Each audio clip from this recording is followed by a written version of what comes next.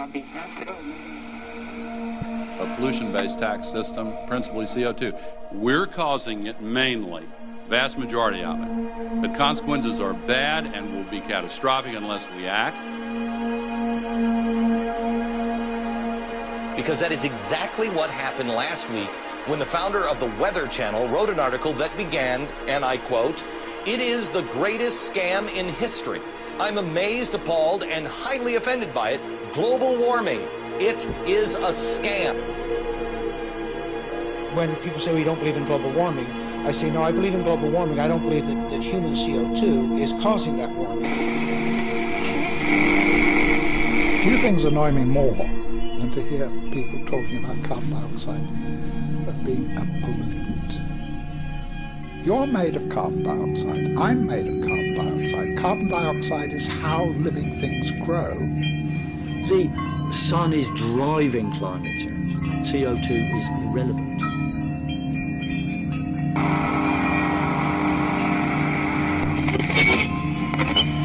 If you are skeptical about the litany around climate change, you're suddenly like as if you're a Holocaust denier. It would be hilarious, actually, if it weren't so sad. And they call the messages of Brave New World, but it is possible to make people contented with their servitude. I think this can be done. I think it has been done in the past, but I think it could be done even more effectively now, because you can provide them with bread and circuses, and you can provide them with endless amounts of distractions and propaganda. In the push to reduce global warming, children, according to some, are the new culprits. A think tank in the UK says too many kids are what's making the planet worse, saying large families, anything over 2 children really, should be frowned upon as an environmental no-no, akin to not reusing your plastic bags, driving one of those big gas-guzzling cars, taking long trips overseas. The UK, in fact, has negative growth. I think Canada does too. That still, families in our rich countries shouldn't have more than 2 kids. Put a price on the carbon. A tax is the best way. Cap and trade can also do it.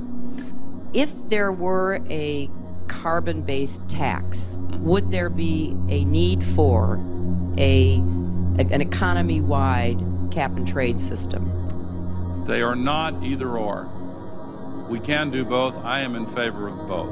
Why is it that the scientists are all in on this? I mean, so many people are in on the global warming is real and we've got to stop it right now.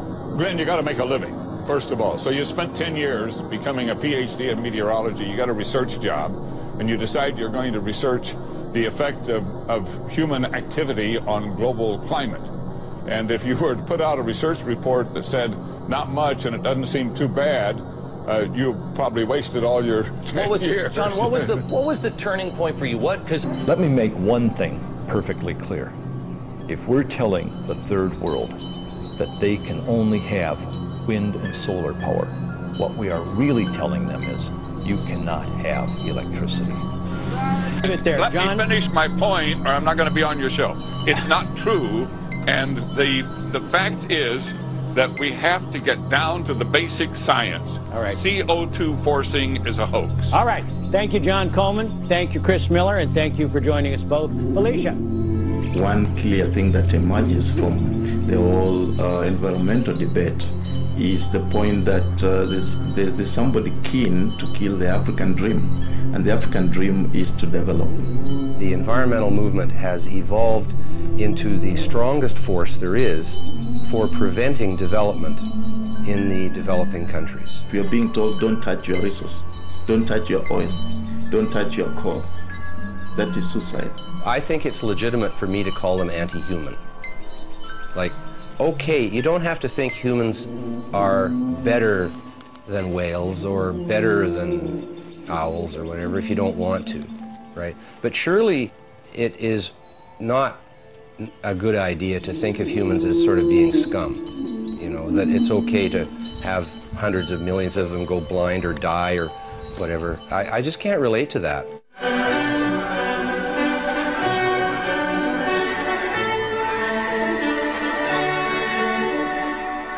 Who are the new rulers of the world? Their empire today is greater than the British Empire ever was. This is the center of this new empire, all within a square mile in Washington. Down the road from the White House and the US Treasury is the World Bank and the International Monetary Fund.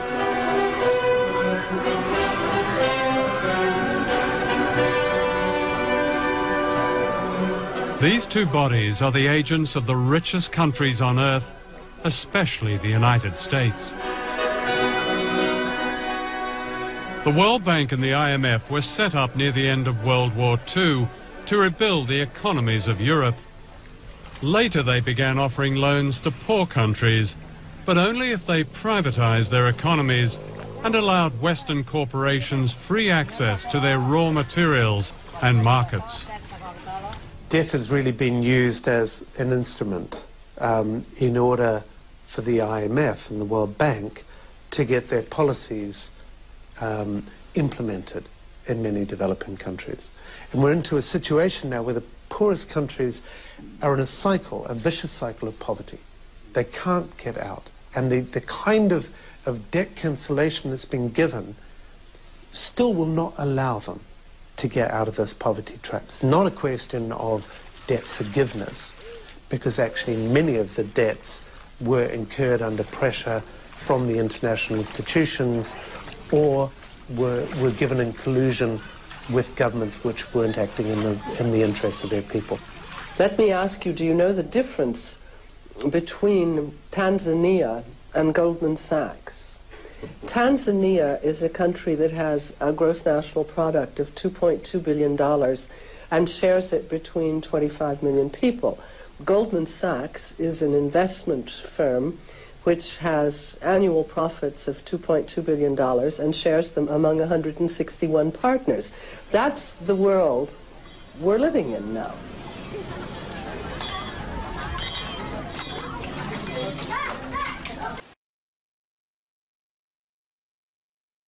Ladies and gentlemen, the very word secrecy is repugnant in a free and open society, and we are, as a people, inherently and historically opposed to secret societies, to secret oaths, and to secret proceedings.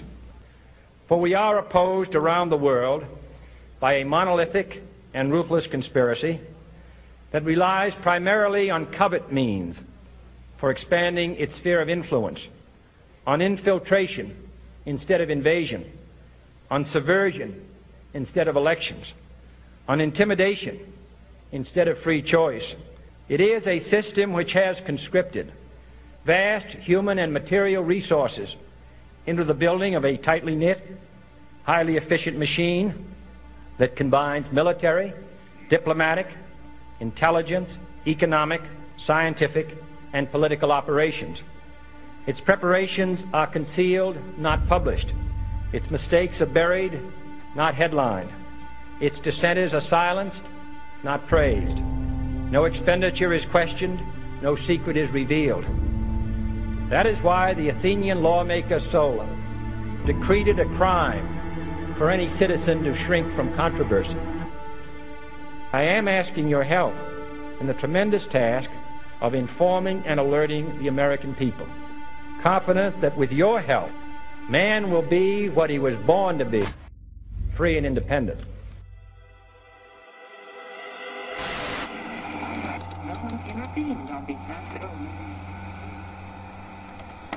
I'm inclined to think that the scientific dictatorships of the future, and I think there are going to be scientific dictatorships in many parts of the world, people can be made to enjoy a state of affairs which, by any decent standard, they ought not to enjoy.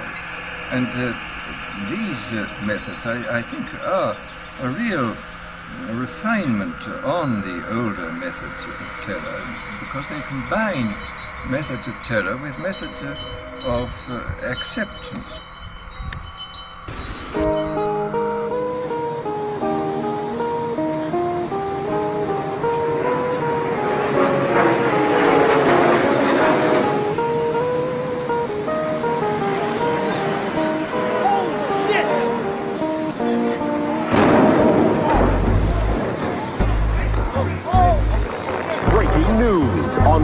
CBS 880, right here, right now.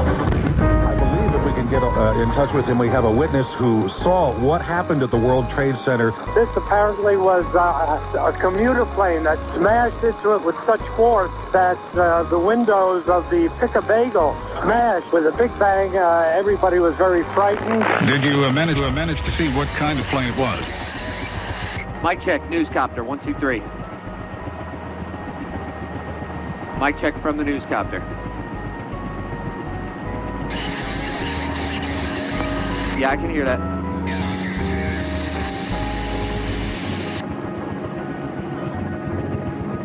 All right, I'm standing by.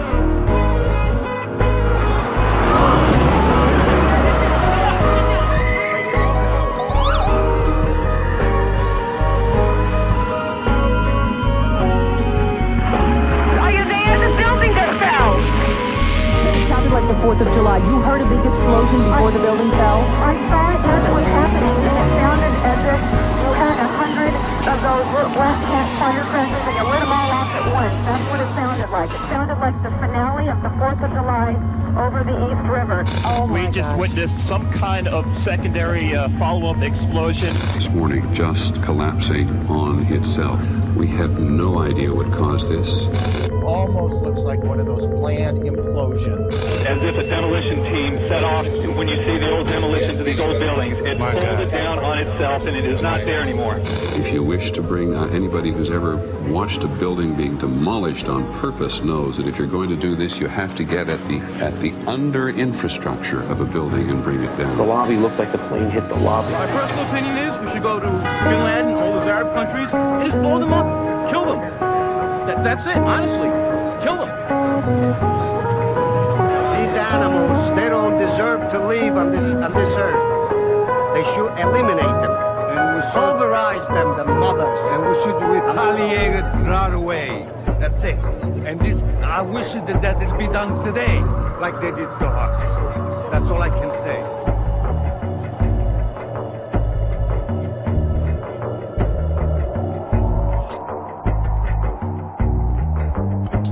We are getting information now that one of the other buildings, Building 7 in the World Trade Center complex, is on fire and has either collapsed or is collapsing. We've got some news just coming in, actually, that the Salomon Brothers building in New York, right in the heart of Manhattan, has also collapsed. Now, more on the latest building collapse in New York. You might have heard a few moments ago, I was talking about the Salomon Brothers building collapsing. And indeed it has. Apparently that's only a few hundred yards away from where the World Trade Center towers were. And it seems that this was not a result of a new attack. It was because the building had been weakened during this morning's attacks. We'll probably find out more now about that from our correspondent, Jane Stanley. Presumably there were very few people in the Salomon building when it collapsed. I mean, there were, I suppose, fears of possible further collapses around the area. That's what you would hope, because this whole downtown area behind me has been completely sealed off and evacuated, apart from the emergency workers. That was done by the mayor, Rudy Giuliani. Jane, I think many of us, when we heard the news, perhaps on the radio earlier today, were completely flabbergasted by it and just couldn't comprehend it. I mean, it almost sounded too far-fetched. I was wondering what it's felt like for you being in Manhattan. Well, unfortunately, I think we've lost the line with Jane Stanley in Manhattan. Perhaps we can rejoin her and follow that up later.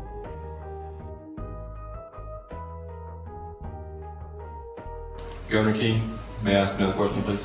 At 5:20 p.m. on September 11th, World Trade Center building number 7, 47-story modern frame steel skyscraper that no plane hit, collapsed into a neat little pile onto itself and exhibiting all the characteristics of controlled demolition.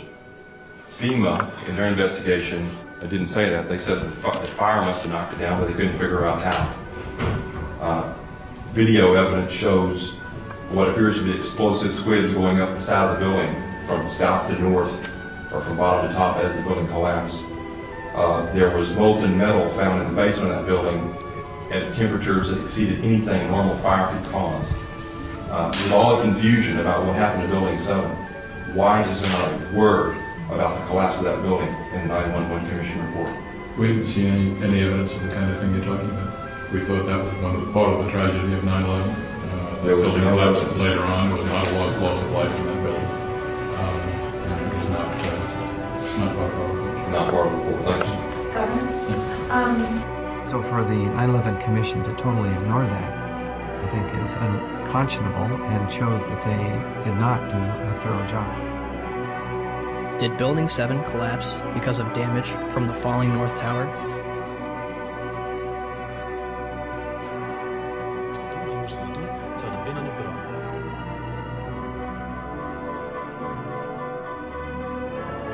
De reactie op de beelden die we laten zien is onbevangen. Zie je vanaf boven gaan? Nee, je gaat vanaf onder. Die gaat vanaf onder, ja. Toch? Ja. Ze hebben gewoon kolommen weggeblazen. Ze is nagesprongen. Dit valt anders dan het World Trade Center. Vind je niet dan? Ja, je ziet het. De onderste verdiepingen gaan eerst. Ja, en de rest zakt er gewoon in. Dus dit is controlled demolition. Zeker weten? Zeker weten. Er is nagesprongen. Dit is in opdracht gebeurd. Dat heeft een team gedaan van experts. Maar dit is ook op 11 september gebeurd. Dezelfde dag? Dezelfde dag. Dezelfde dag? Weet je dat zeker? Ja.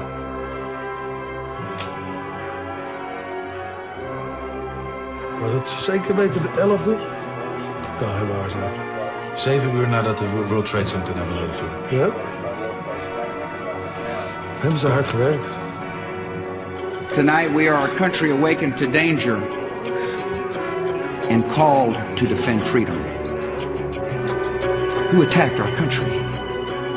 The evidence we have gathered all points to a collection of loosely affiliated terrorist organizations. There are thousands of these terrorists in more than 60 countries.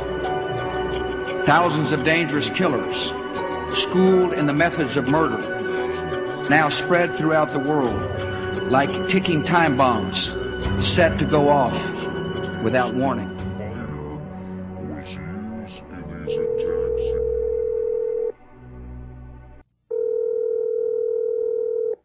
Pizza Palace, guaranteed hot in 30 minutes or it's free. This is Mary. May I take your order? Hi, Mary. Yes, I'd like to order. Is this Mr. Kelly? Yes. Thank you for calling again, sir. I show your national identification number is 610-204-999-8-45-54610. Is that correct? Yes. Thank you, Mr. Kelly. I see you live at 736 Montrose Court, but you're calling from your cell phone. Are you at home? I'm just leaving work, but I'm... Oh, we can deliver to Bob's Auto Supply. That's at 175 Lincoln Avenue, yes? No, I'm on my way home. How do you know all this stuff? We just got wired into the system, sir. Oh, well, I'd like to order a couple of your double meat special pizzas. Sure thing. There'll be a new $20 charge for those, sir. What do you mean? Sir, the system shows me that your medical records indicate that you have high blood pressure and extremely high cholesterol. Luckily, we have a new agreement with your national health care provider that allows us to sell you double meat pies as long as you agree to waive all future claims of liability. What? Do you agree, sir? You can sign the form when we deliver, but there is a charge for processing. The total is $67 even. $67? Well, that includes the delivery surcharge of $15 to cover the added risk to our driver of traveling through an orange zone. I live in an orange zone? Now you do. Looks like there was another robbery on Montrose yesterday.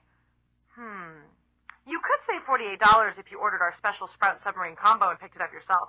Comes with tofu sticks. Those are very tasty, sir. Good value, too. But I want double meat.